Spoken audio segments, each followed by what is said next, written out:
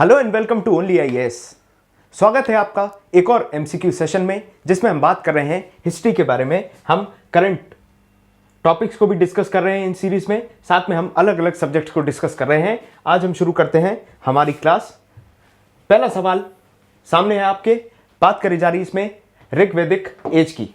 अब ऋग्वेद के बारे में अगर आप पढ़ रहे हैं एंशंट में, तो आपको बहुत सारी चीजें पता होंगी कि वर्ण सिस्टम जो है वो शुरू हो जाता है, कास्ट सिस्टम कैसा होता है, क्या वर्ण सिस्टम रिजिड हो जाता है, वर्ण सिस्टम का ओरिजिन कैसे होता है, भगवान कौन से पूजे जा रहे थे, ये सारी चीजें आपको पता है।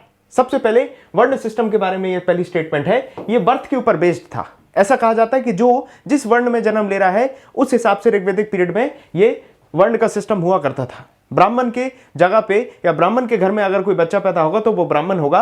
ये क्या ऋग्वैदिक एज में होता था, इस चीज के बारे में पूछा जा रहा है। दूसरी स्टेटमेंट है कि चाइल्ड मैरिज नहीं होती थी।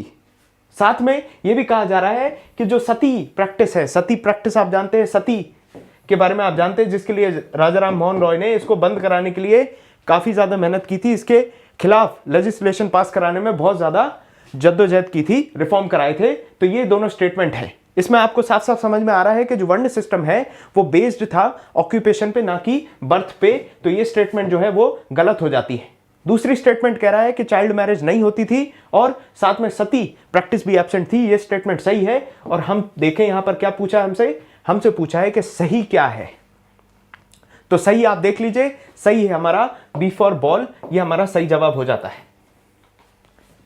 आगे बढ़े दूसरे सवाल पे।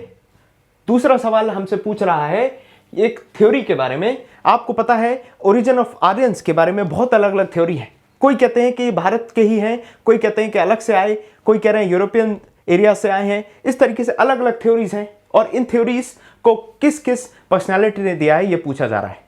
मैं बार बार पीछे इसीलिए हो जा रहा हूं क्योंकि हमारे बहुत सारे दोस्तों ने कहा है कि हिंदी के सवाल के सामने मैं खड़ा हो जाता हूं, इसीलिए आप हिंदी के सवालों को भी देखते रहें।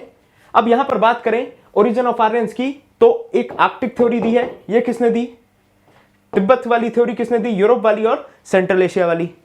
इसमें एक बात मुख्यतः आपको याद रखनी है, वो ऐसी है कि फैक्चुअल क्वेश्चन है, तो आर्कटिक थ्योरी देने का काम किया था बाल गंगाधर तिलक ने। ठीक है, तो पहला जो है वो बढ़िया तरीके से मैच है। पहला कहां है देख लीजिए, जहां पहला नहीं है वो खत्म हो जाएंगे। फिर आप आ गए कहां पर? 50% आप सवाल जवाब के पास पहुंच चुके हैं। 50% 50-50 सिचुएशन आ गई।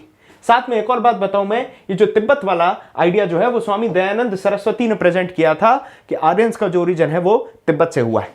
तो इससे क्या समझ में आता है कि जहां पर 3 है वो भी सही है, मतलब 1 और 3 की तलाश में हम हैं और 1 और 3 हमें मिल रहा है बी फॉर बैट पे। इसके साथ में बाकी थ्योरीज की भी मैं थोड़ी सी आपसे चर्चा कर लेता हूं। बाकी थ्योरीज के बारे में भी मैं आपसे बात कर लेता हूं। तो सबसे पहले आप देखिए, जो यूरोपियन थ्योरी है वो सर विलियम जोन्स ने दी थी। अब ये सर विलियम जोन्स, सर याद रखें तो आपको इससे याद आ जाएगा। इसके साथ में सेंट्रल एशिया वाली थ्योरी जो है वो मैक्स म्यूलर ने दी थी। ठीक है, तो ये दोनों चीजें भी आपको याद रखनी है, ये इंपॉर्टेंट फैक्ट बन जाते हैं और इस तरीके के फैक्चुअल सवाल कभी कभी पूछ लिए जाते हैं मैच द कॉलम में। तीसरे सवाल पे आते हैं। तीसरे सवाल में बात करी जा रही है लेटर वैदिक एरा की।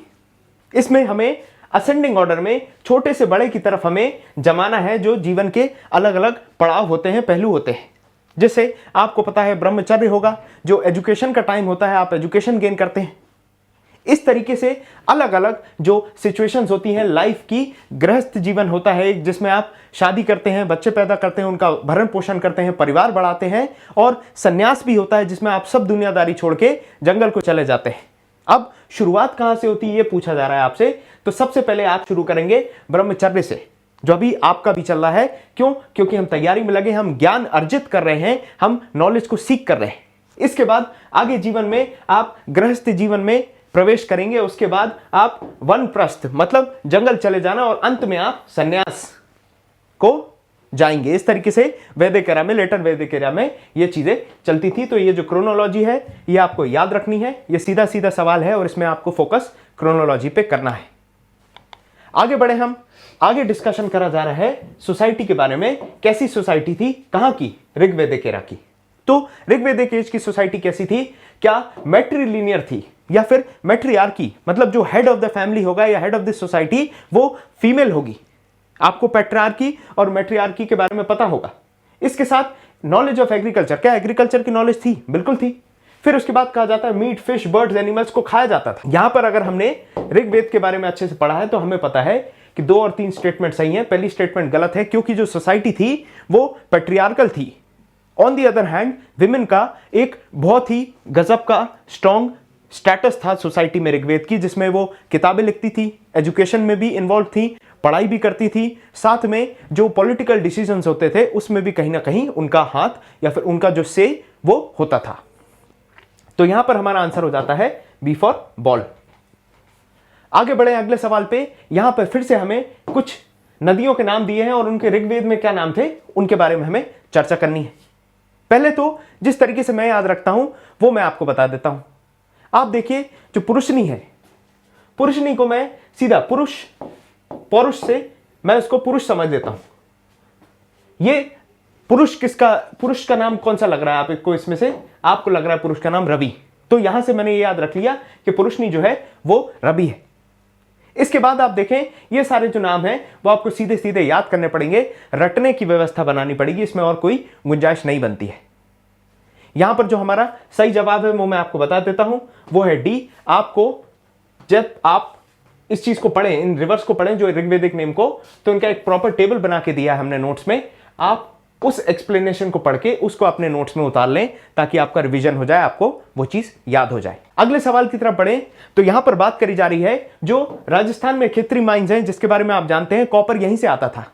जब राजस्थान खेतरी माइंस से कॉपर आ रहा है और ये कह रहे हैं ये पहली बार वैदिक पीरियड में हुआ, और हम ये पढ़ चुके हैं कि हड़प्पा में काफी ज्यादा ब्रॉन्ज के हमें यूटेंसिल्स देखने मिले हैं और भी चीजें देखने मिली हैं। तो वो कहां से आई? अगर वैदिक एरा में ही पहली बार राजस्थान की खेतरी माइन से कॉपर निकाला गया था, तो ये स्टेटमेंट क्या हो जाती है? ये स्टेटमेंट गलत हो जाती है। दूसरी स्टेटमेंट है कि जो ब्रॉन्ज है उसको प्री वैदिक और पोस्ट वैदिक एरा में बहुत ज्यादा यूज करा जाता था, एक्सटेंसिवली यूज करा जाता था। अब देखिए ब्रॉन्ज क्या होता है, ब्रॉन्ज के बारे में समझिए जरा। ब्रॉन्ज है कॉपर प्लस टिन। यहां पर हमारे पास कॉपर की तो व्यवस्था है लेकिन हमारे पास टिन की कमी होती थी। टिन एज अ रिसोर्स हमारे लिए एक्सेसिबल नहीं था उस समय पे, जिसकी वजह से जो एक्सटेंसिव यूज की बात करी जा रही है वो गलत हो जाती है क्योंकि टिन की कमी थी। और इसके साथ में आप देखें वैदिक एरा में आयरन का इंट्रोडक्शन हो गया था और आयरन को एक्सटेंसिवली यूज करने की वजह से जो ईस्टर्न साइड है एक्सपेंशन बढ़ता गया, जो गंगेटिक फर्टाइल प्लेन्स हैं उनमें एग्रीकल्चर एक्टिविटीज बढ़ती गई, जिसके बाद आपको पता है फिर जनपद, फिर महाजनपद, इस तरीके से बड़े बड़े जो साम्राज्य हैं वो भी आपको देखने मिले। यहां पर हमें करेक्ट स्टेटमेंट चाहिए, तो पहली स्टेटमेंट भी गलत है क्योंकि यहां पर ये बात कर रहे हैं वैदिक पीरियड की, लेकिन ये हड़प्पन टाइम्स में ही हो गया था। दूसरी स्टेटमेंट भी गलत है क्योंकि टिन की कमी थी और ब्रॉन्ज के लिए टिन बहुत ही इंपॉर्टेंट हो जाता है। यहां पर करेक्ट स्टेटमेंट पूछिए और करेक्ट स्टेटमेंट दोनों ही नहीं है, दोनों गलत हैं, तो आपका आंसर हो जाता है डी फॉर डॉग। बड़े अगले सवाल पे यहां फिर से ऋग्वेद के बारे में बात करी जा रही है। ऋग्वेद में आप देखें तो जो पावर्स होते थे जैसे कि वाटर है, फायर है, अग्निदेव है, हवा है, वरुण देव है, इंद्रदेव हैं, जो रेन के भी गॉड हैं, इन सब की वर्शिप करी जाती थी। उस समय पर कॉन्सेप्ट्स नहीं आए थे, जैसे शिव का कॉन्सेप्ट, विष्णु का, प्रजापति का, ये सारे कॉन्सेप्ट नहीं आए थे अर्ली ऋग्वेदिक पीरियड में। यहां पर बात करी जा रही ऋग्वेद के समय में इंद्र को पुरंदर कहते थे। पुरंदर का अर्थ होता है जो किले को तोड़ देता है, किले तोड़ने वाला, डिस्ट्रॉयर ऑफ फोर्ट्स। फोर्ट आप समझते हैं किला। तो पहली जो स्टेटमेंट है वो सही है क्योंकि इंद्र के बारे में बताया जा रहा है और इंद्र का मतलब सही है। दूसरी जो स्टेटमेंट है इसमें एक लड़ाई का जिक्र किया गया है कि इंद्र 10 राजाओं से लड़ते हैं, बैटल ऑफ 10 किंग कहलाता है। तो यहां मैं आपको बता दूं ये एक्सप्लेनेशन में बहुत क्लियर है, आप इसके बारे में पढ़ें। 10 किंग्स के बारे में जो भारतवर्ष नाम आता है वो इसीलिए आता है क्योंकि जो भारत हैं उनके ही प्रोजनी लड़ते हैं 10 किंग्स की लड़ाई में और वो विजयी होते हैं, जीत जाते हैं। तो यहां पर अगर बात करी जाए इनकरेक्ट स्टेटमेंट की तो वो है सेकंड वाली और हमारा आंसर हो जाता है बी फॉर बॉल। पहली स्टेटमेंट सही है, पुरंदर इंद्र को कहते थे और पुरंदर का मतलब होता था वो जो डिस्ट्रॉय कर देते हैं फोर्ट्स, किलों को तोड़ देते हैं। बढ़ते हैं अगले सवाल की तरफ। यहां पर कुछ यज्ञों की बात करी जा रही है और यज्ञ में आपको सबसे पहले अश्वमेध यज्ञ जो है वो बड़ी आसानी से याद आ जाना चाहिए। अश्व का मतलब होता है घोड़ा, हॉर्स। तो हॉर्स की अगर हम बात कर रहे हैं, हॉर्स कहां पर दिया है हॉर्स सैक्रिफाइस, तो ये जो रॉयल हॉर्स सैक्रिफाइस है इसका मतलब होता है अश्वमेध यज्ञ। और यहां इसके सामने क्या लिखा है, रॉयल कॉन्सिक्रेशन। तो पहली जो स्टेटमेंट है, दूसरी जो स्टेटमेंट है वो गलत है। पहली स्टेटमेंट की बात करें, राजसूय यज्ञ जो है वो अपनी सॉवरेनिटी एस्टैब्लिश करने के लिए हुआ करता था। राजा जो है उसको कराया करते थे, रॉयल कॉन्सिक्रेशन होता था, वो चीज कराई जाती थी आपके राजसूय यज्ञ में। और वाजपेयी यज्ञ जो है वहां पर किया जाता था सोम यज्ञ के लिए। जो सोम होता है, जो एक ड्रिंक होता है, उसको देवता के तौर पे भी ऋग्वेद में पूजा करते थे, उसके लिए यज्ञ होता है। तो वाजपेयी यज्ञ होता है सोम यज्ञ या फिर सोम यज्ञ कहलाता है। तो ये आपकी सही स्टेटमेंट है। हमसे इनकरेक्ट स्टेटमेंट पूछा है, तीसरा जहां जहां पे है वो आपका आंसर नहीं है, आपका आंसर हो जाता है सी, जो कि है 1 और 2। दोनों स्टेटमेंट्स को आप देखेंगे तो इंटरचेंज कर दिया, फर्स्ट और सेकंड को। बड़े अगले सवाल की तरफ। तो अगले सवाल में बात करी जा रही है कुछ फिलोसॉफिकल स्कूल की, दर्शन शास्त्र में जो भारतीय फिलॉसफी है, इंडियन फिलॉसफी, उसके बारे में बताया जा रहा है, बात करी जा रही है। यहां पर आप देखें तो जो सांख्य है, 6 फिलॉसफीज हैं, 6 सिस्टम ऑफ फिलॉसफी हैं, आपको याद रखनी होगी। उत्तर मीमांसा, मीमांसा, सांख्य हो गए, विशेषिका हो गए, इसके बाद योग है, वेदांत है, ऐसी बहुत सारी फिलॉसफीज हैं। इसके बाद आगे के समय में आप जाएंगे तो अरबिंदो भी अपनी फिलॉसफी लेके आते हैं, गांधी की भी फिलॉसफी है, विवेकानंद की भी फिलॉसफी है। तो उस तरीके से बहुत सारी फिलॉसफी हैं। इंपॉर्टेंट जो 6 सिस्टम ऑफ फिलॉसफी है, इसमें सबसे पुरानी जो है वो है सांख्य। तो आपकी पहली स्टेटमेंट जो है वो सही है।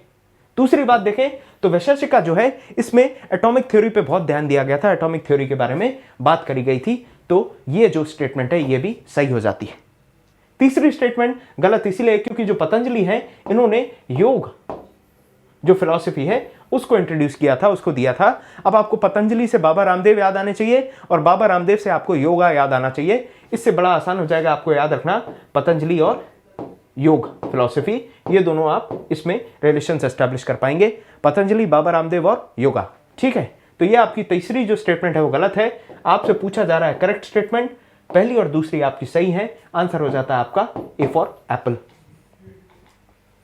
आखिरी सवाल आज के डिस्कशन का, इसमें बात करी जा रही है आपसे जो गॉड्स हैं उनके बारे में। ऋग्वेद में जो गॉड्स हैं, मैंने आपको बताया था कि जो पावर्स हैं, फिजिकल पावर्स है, सन है, फायर है, विंड है, वाटर है, इन सबको पूजा जाता था। इंद्र जो है, जो कि रेन गॉड कहलाते हैं, उनको पूजा जाता था और उनको हेड ऑफ द गॉड्स माना जाता था। तो यहां पर प्रजापति वाला जो कॉन्सेप्ट है वो लेटर वैदिक पीरियड में आएगा, ना कि अर्ली वैदिक पीरियड में। तो ये वाला जो स्टेटमेंट है पहली वाली, वो आपकी गलत है। दूसरी स्टेटमेंट देखें, जो सुप्रीम गॉड की बात आती है लेटर वैदिक पीरियड में, तो सुप्रीम गॉड में इंदिरा वाला तो कॉन्सेप्ट है ही नहीं। इंदिरा वाला कॉन्सेप्ट कहां आता है, वो तो अर्ली वैदिक पीरियड में आता है। बाद में प्रजापति को ही सुपर या फिर सुप्रीम गॉड के तौर पर देखा जाता था। तो अगर आप सही मायने में देखें तो इन दोनों स्टेटमेंट्स को इंटरचेंज कर दिया है। तो यहां पर आपका जवाब जो हो जाता है करेक्ट स्टेटमेंट का, दोनों ही गलत हैं। तो आपकी स्टेटमेंट जो है neither 1:2 neither 2:2, hence the answer is D for dog. तो यहां पर हमारा इस सेशन का समापन होता है। ओनली आइस के साथ बने रहिए। Thank you for watching.